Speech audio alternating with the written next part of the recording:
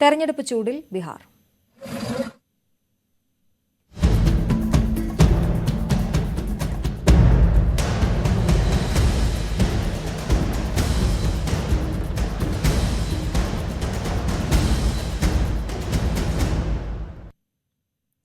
ബീഹാറിൽ നിയമസഭാ തെരഞ്ഞെടുപ്പ് പ്രചാരണം ചൂടുപിടിക്കുമ്പോൾ RJDയും BJPയും തമ്മിലാണ് നേർക്കുനേർ വാക്പോര്.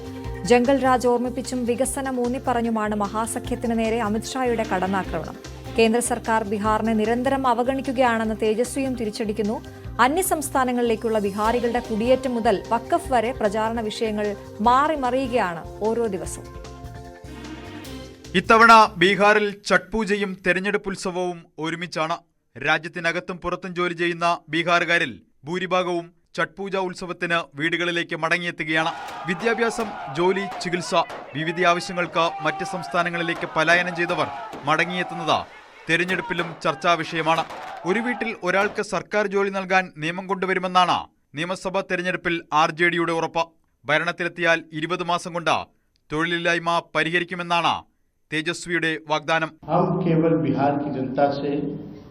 20 महीने का समय चाहते हैं और मुझे पूरा भरोसा है बिहार की जनता पर, अपने मालिकों पर, कि इस बार बदलाव भी होगा और नई सरकार भी बनेगी महागठबंधन की और मिलकर के नया बिहार हम लोग बनाने का काम करेंगे, बिहार को नंबर 1 बनाने का काम करेंगे.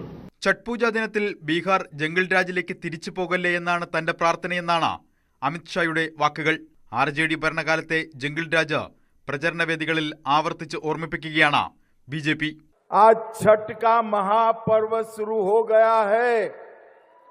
आज दुनिया भर में, बिहार में, पूरे पूर्वांचल में नहाय खाए की विधि के बाद हमारी माताओं ने छठ का पर्व का पूजा शुरू किया है.